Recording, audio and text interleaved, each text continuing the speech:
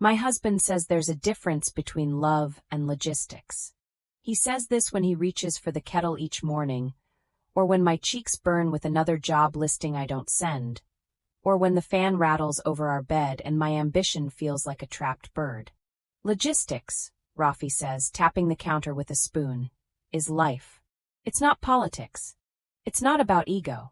He means our mother-in-law's arthritis, the rent due on the first, the jammed water pump, the way groceries stretch farther if I do the bargaining myself. He means love is the big idea, logistics is every small reason to shelve it. I am 26. My name is Mina, and when the kettle whistles in our Dhaka apartment, my dreams boil over like milk I forgot to watch. Rafi works at Textiles as an assistant operations manager. He wears his ID card like a medal and brings home vocabulary with his dinner. Throughput, lead time, bottleneck. I learn them by ear, to keep up with the way his day spills into our nights. Today the dye house halted for 3 hours, he says, collapsing into the plastic chair we scored for half price on Elephant Road. 3. Delivery truck stuck in traffic, then when it finally arrives, the mill says the mixing tank is down. Do you know what that does to a schedule? To morale. Crushes it like a paper cup, I say, passing him dal. Finally, he says, pointing his spoon at me. Someone gets it. It feels good to be on his team. But I want a team of my own too. Before we married, I studied economics at university, until my father's heart attack returned me home. With Baba gone, Amma's tailoring shop kept us afloat. Sari blouses, school uniforms, the occasional wedding lehenga, she stitched with such patient silk it seemed to hum. I did the books at night and learned more about margins than any of my classmates. But when I married Rafi, Amma said, "Go, go. Joy lives in another house now." And a strange quiet fell between my fingers and fabric. I still have my laptop, a sun-faded model that wheezes when I run too many tabs. I take online courses about supply chains and inventory management. I build spreadsheets for imaginary businesses. I can pull a pivot table the way Amma used to pull a perfectly straight line of thread. It is not the same as work. It is not the same as a salary and a signature of my own. Rafi says he loves my brain. He also says, we don't need 2 people running. One should hold the anchor. He kisses my forehead and fixes the misbehaving fan, and tries to put his thumb on my restlessness like he is smoothing a wrinkle in a shirt. The truth is he is afraid of something as old as a father's silence, as new as the rent. He does not know that when he says logistics, I hear limitation. One Friday, when the traffic loosens its grip on the city, and the streets feel like a carnival built from exhaust and mangoes, Rafi brings me to the Textiles family day. Just so you see, he says, tugging my hand, it's not glamorous. It's floors and floors of hard work. But inside the compound's high walls, the buildings are so white they glare. A banner spans the gate, "Welcome, families." There are balloon arches, samosas in paper cones, and a tent where someone is handing out gel pens as if they are gold bars. We tour the cutting floor. Men and women stand in lines behind tables, laying out layers of fabric like pastry sheets. The air smells of starch and dye. I can feel the line of the process in my bones. How the roll of cotton becomes a fitted shirt with sure steps, how a missed delivery can make the whole thing lean. Waste is our enemy, Rafi says over the hum. He points to bins. One labeled trash and another labeled offcuts. The offcuts bin is full of crescent-shaped pieces like the moon in all its moods.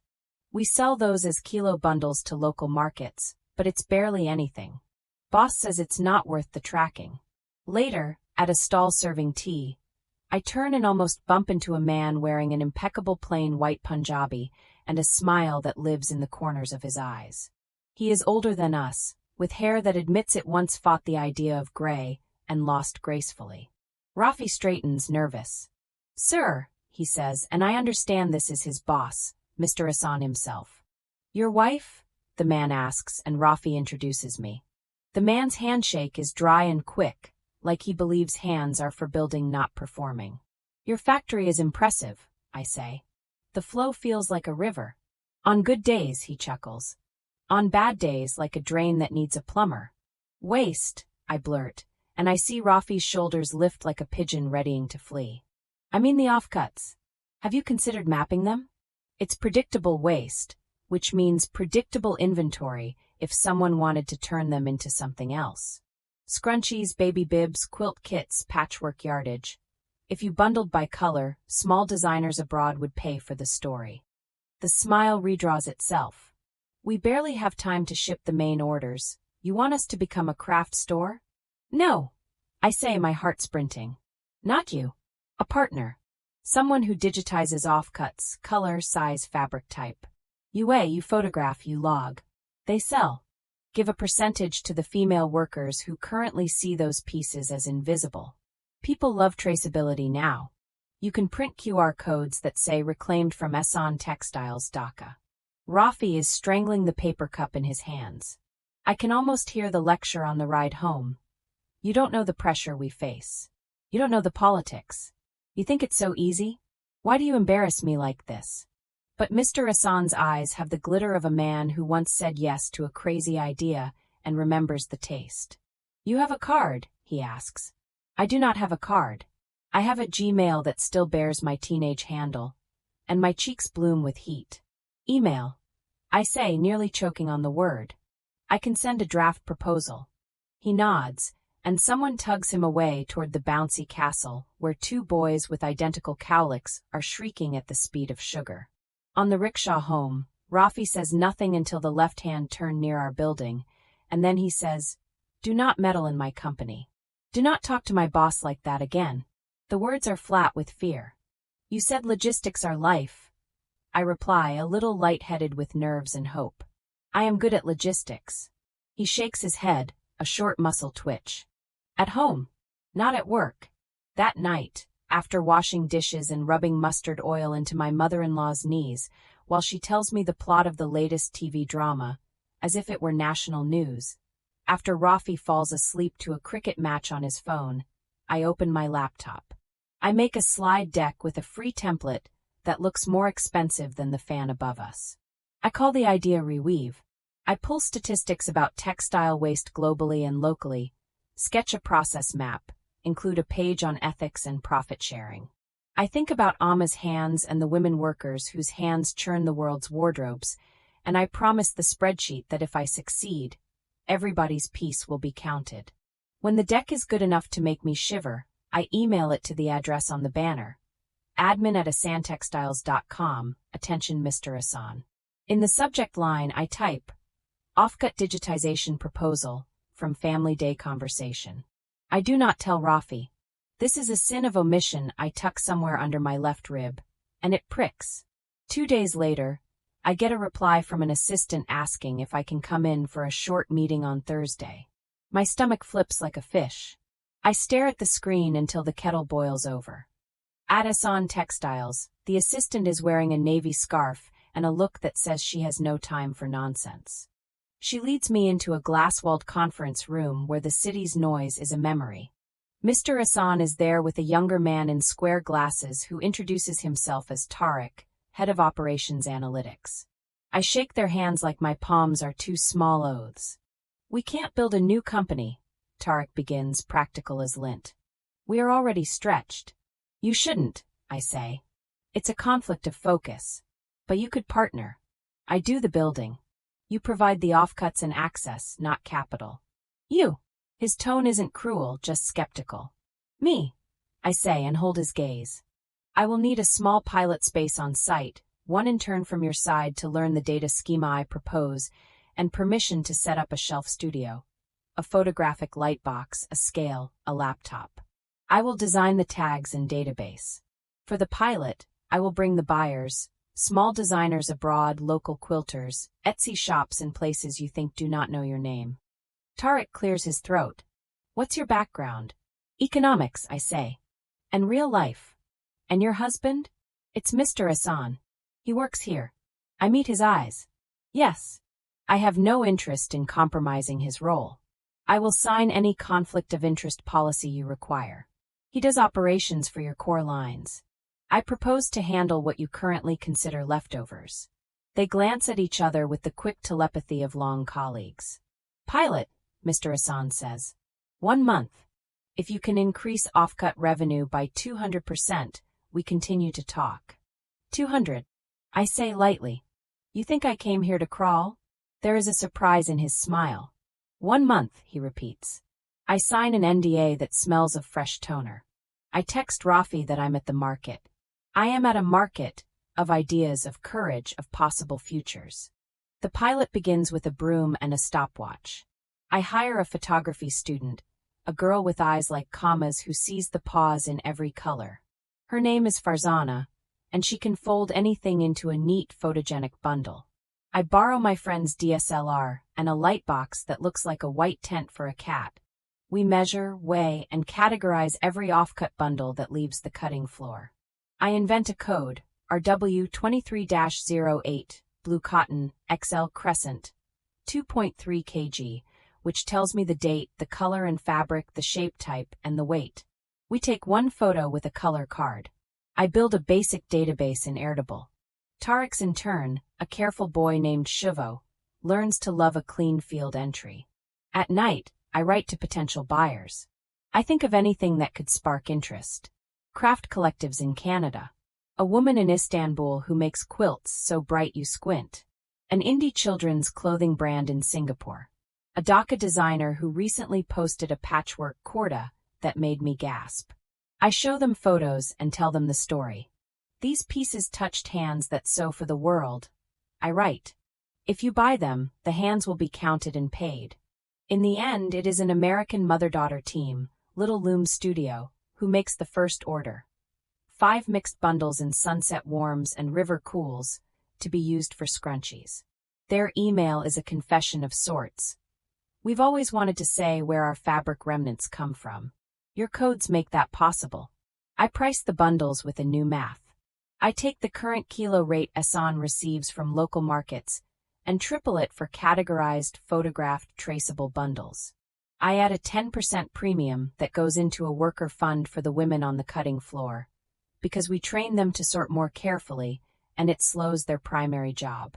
I calculate my own margin last, after shipping and time, and the cost of Farzana's patience. We ship the order. We chew our nails. We wait for tracking numbers like oracles. When the Little Loom scrunchies hit Etsy, they sell out in 2 days. I do not tell Rafi. The secret now is a hive thickening. I tell myself I am protecting him from split loyalties. But I am protecting me too. My small room of one's own, carved from a factory's corner and a boss's curiosity. 2 weeks in, Tarek runs the numbers. His voice is different when he calls me to the conference room. 200%, he says, sliding a printout across the table. In 14 days. Beginner's luck, I say, but my grin is a sunrise. It's training, he says. On both sides. We train the waist to be seen. We expand the codes to include origin roll numbers, so buyers can know. This marigold cotton was always meant to be a shirt cuff in a batch bound for Dubai. We print tags with a small, clean font. The cutting floor ladies begin to ask questions, then share suggestions that flatten me with their relevance. If you bundle sleeves with sleeves, one woman says, people making small children's dresses will be happy. Another proposes we circle punch the corners of larger offcuts, so crafters can sample, feel, and drape without opening the bundles. It is their intelligence, built from endless hours of fabric handling, and I am just the collector of it, the scribe. I put their names in the database. I raise the worker fund premium to 15%. I bring Mythai on Fridays, and we sit on overturned crates and lick syrup off our fingers and talk about the tiny countries of color our bundles have become. On the Monday of the 3rd week, Shivo sticks his head into the studio. Your husband, he stammers. Rafi, bye. He's outside. The look on his face is what you see before a cyclone arrives. The clouds have changed shape, and you haven't yet moved the goats to higher ground. Rafi is in the hallway. His lips are a thin blade. Why didn't you tell me? He asks, voice low. If I had, I say, would I be standing here? He closes his eyes for a second. I do not know if he is rummaging for patience or setting it back on the shelf. Do you know how it looks? He says. My wife working with my boss. People talking. The plant manager asking me if I knew. I looked like a fool. It stabs me, that word, fool. Not because I try to make him one, but because to him, my private courage had publicly cost him face. I thought if it failed, I could keep it small, I say. And if it worked, the results would speak before anyone's gossip. You mean before my pride? He rubs his forehead. We had an agreement, Mina.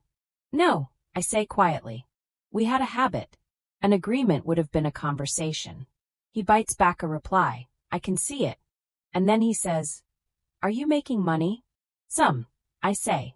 After the pilot ends, if they let me continue, it could be real. He stares at me as if I have turned into a different animal while he wasn't watching. A fox wearing my face. I don't know how to be married to this version of you, he says, and the words land on the floor between us like a bowl I cannot catch in time. I do not cry. I want to serve neither as his mother nor his manager. Then we learn, I say. The month ends with a small ceremony that is not a ceremony at all.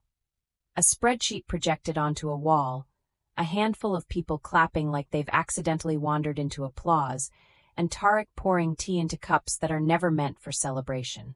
The numbers are not dramatic.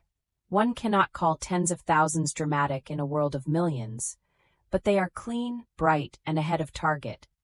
A 315% increase in off-cut revenue in 4 weeks, with satisfied buyers waiting for next bundles. I thought you were joking, Mr. Hassan says after the printouts find pockets. When you said you don't crawl.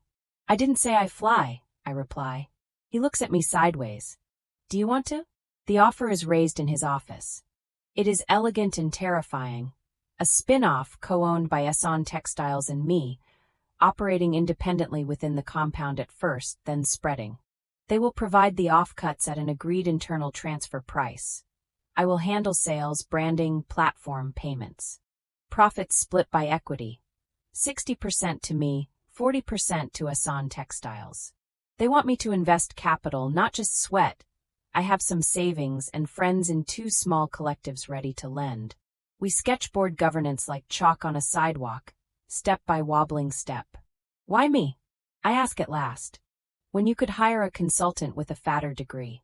Because you walked onto our floor and saw value we were sweeping away, he says. Because you talk to my people as if you are also my people. And because I think if we don't do this with you, you'll do it without us, and we will look very slow. I sign. We call the company ReWeave, as in second chances, as in stories that keep going. I get a small desk with a drawer that sticks and a view of the court where Rafi sometimes eats his lunch.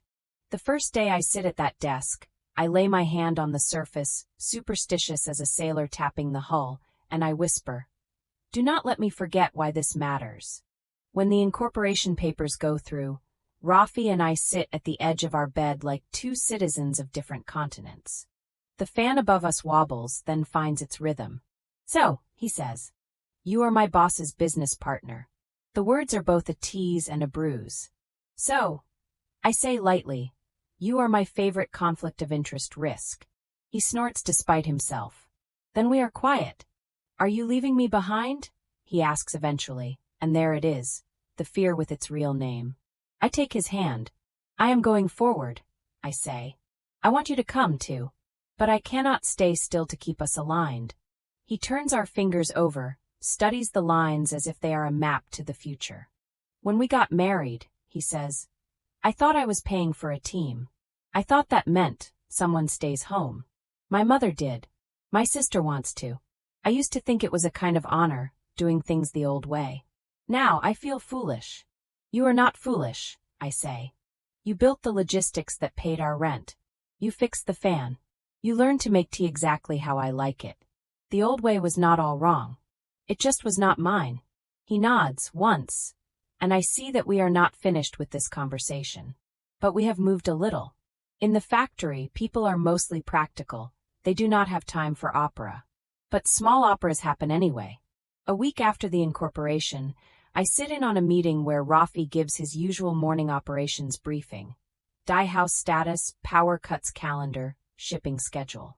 He is sharp and organized, and his voice has that grit I admire. When he finishes, there is clapping, polite brief. I ask my questions during another agenda item, when we discuss the space near the north loading bay. Rafi looks down at his notes, then up at me, then deliberately back at his notes. He listens as I advocate for a pallet rack to keep our categorized bundles clear of damp. He does not speak to me differently than to any colleague. It is such a small thing, this respectful coolness, but I leave the room nearly dizzy with relief. ReWeave grows like climbing ivy, steadily, insistently toward any light. We add categories: denim remnants that become patchwork skirts in Thailand, linen triangles that a woman in Italy arranges into wall art so simple it looks like a prayer. We post on Instagram with photos of hands and code cards. Every time a buyer tags us, I yell to Farzana, and we do the kind of dance you can only do while holding scissors. We hire 2 women from the cutting floor part-time at a higher hourly wage to sort offcuts properly. They become our gurus. We install a corkboard at the edge of our studio where we pin notes from their observations. Sateen is slippery, double-band bundles. Bright reds bleed, worn buyers. Leftover buttons in bin near station 12. Photograph separately? The corkboard becomes a crowdsourced operating manual. Over Eid, we pack small boxes of the prettiest scraps for the workers' children, and they come back after the holiday wearing hair clips and badges they made themselves. The pilot worker fund buys a fan for the corner where summer's heat sticks like gum. I do not realize I have become a different shape of woman until an old friend from university spots me in a cafe and says, "I thought you were the type to get eaten by marriage."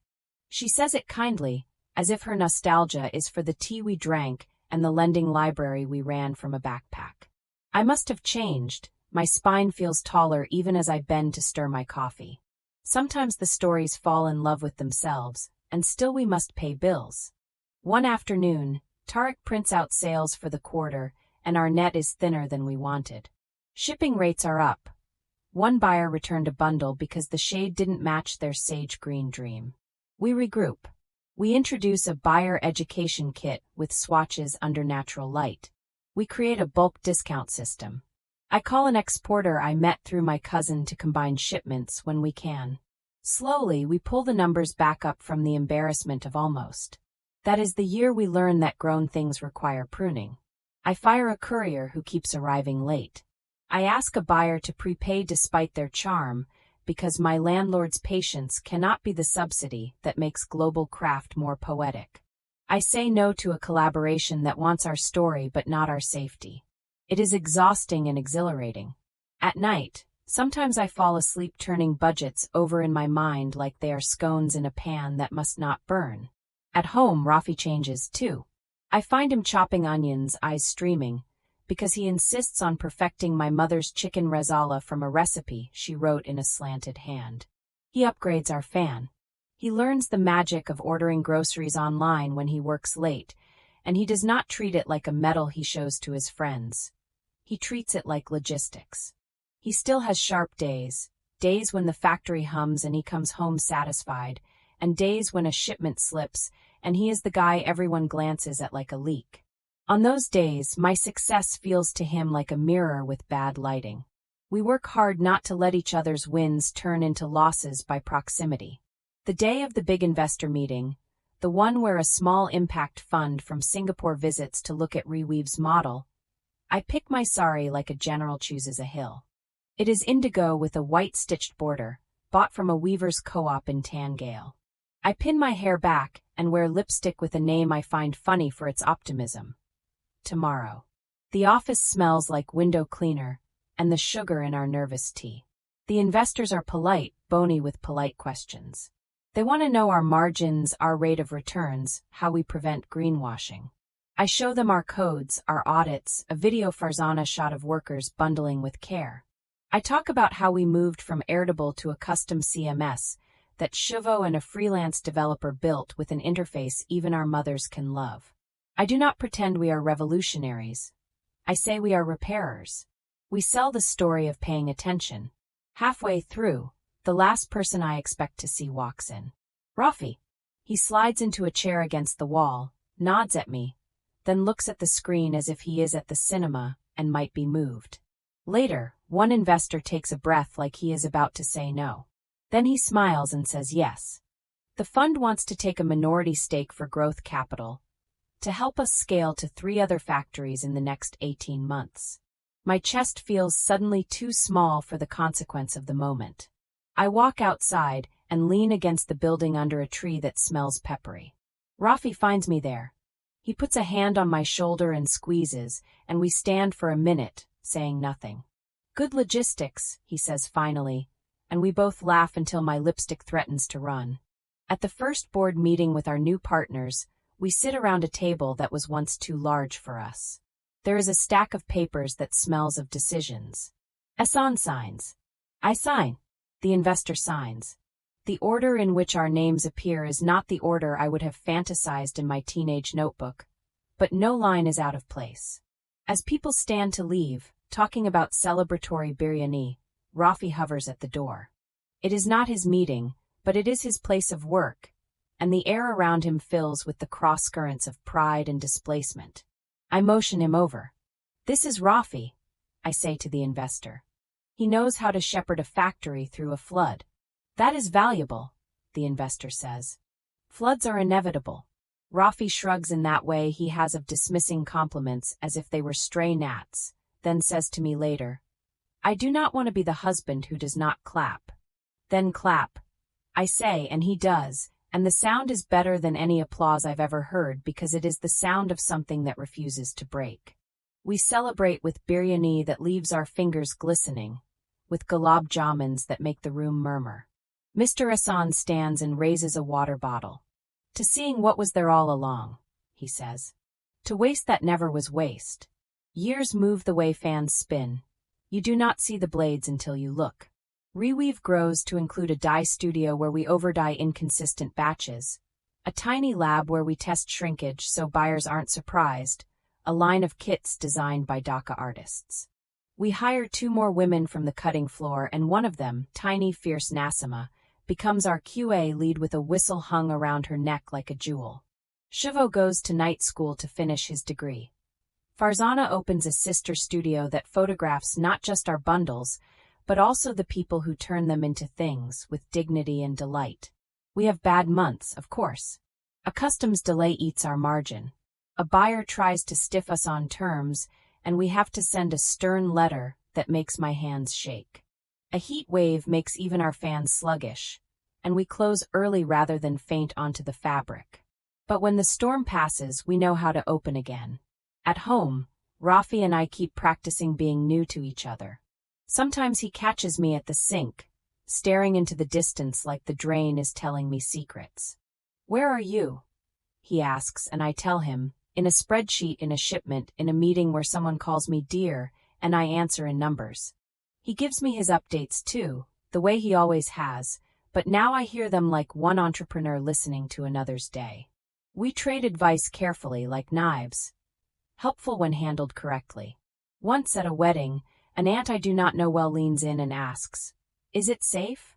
Being your husband's boss's partner? She says partner with a lifted brow, as if the word is heavy with freedom and risk. Men don't like to be overshadowed. I am not a shadow, I say, smiling. I am a light source. Rafi overhears and squeezes my hand under the table. She carries a rechargeable battery, he adds, and I love him for knowing that the joke is a truth. My power is no one's to plug or unplug. The night before our first expansion to a second factory, I cannot sleep. I get up and stand at the window. Dhaka glows, complicated and alive. I think of Amma at her sewing machine making school uniforms to a beat of days. I think of the cutting floor women and their clever eyes. I think of teenage me trying to extricate freedom from the idea of duty. I think of the husband who feared losing me to ambition and now dances in our kitchen when a song with too much bass comes on. I think of waste and what it means to declare something valuable. In the morning, in the glass conference room of the new place, I write the first code of the first offcut in my careful hand. RW 26-01, white poplin S rectangle, 1.2 kg. I hold the bundle for a second. It smells like cotton and possibility. As we leave the factory that day, Rafi walks a little ahead, then turns and holds out his hand to help me over a puddle that is more philosophy than water. I step, and he laces his fingers with mine. We are both holding and moving. It feels like logistics and love agreeing to share an apartment at last. When interviews begin to appear, local news, then a business magazine that misses our point, but tries, I ask Farzana to take a portrait of our team. We stand in the studio, surrounded by shelves of cloth that no longer thinks of itself as excess, and we look into her lens the way we were looked at for so long, directly, without apology. I ask Rafi to stand with us. He shakes his head once, then nods, then steps in behind me, his hand on my shoulder, not claiming me, not hiding, just there, as present as the machine hum we've taught ourselves to hear as music. What I did began with embarrassment, my lack of a card, my husband's flushed cheeks, my mother-in-law's confusion when I said dinner might be later now. It continued with fear so sharp it made my mouth taste metal. In meetings, on invoices, with expat buyers whose clipped emails sounded like final exams. But it kept going because it turned out people wanted to count what they had not counted, to pay for what they had overlooked. Because waste is a story, and I had a pen. Today, on the way home, we pass a schoolgirl carrying a tote bag made from patchwork triangles I recognize. She is humming, and the bag swings like a metronome for a future I would like to visit. I wonder if she will one day say to a lover in a sunlit kitchen, "Logistics is life." I hope she will mean, then, not limitation but liberation, the way planning can make room for delight. At night, I write a note to my younger self and slip it into the desk drawer at the factory, a small superstition. It says, "You will become your husband's boss's business partner, and you will become your husband's partner too, in the only way that matters, sharing whatever future you make." It says, "You will learn to raise your hand in rooms that were not built with you in mind." It says, "You will feed people sweets when you can and spreadsheets when you must." When I close the drawer, the desk sticks, then slides. Outside, the city buzzes. Inside, the fans at ReWeave spin like halos, and every offcut in our shelves waits to be held up to the light and named.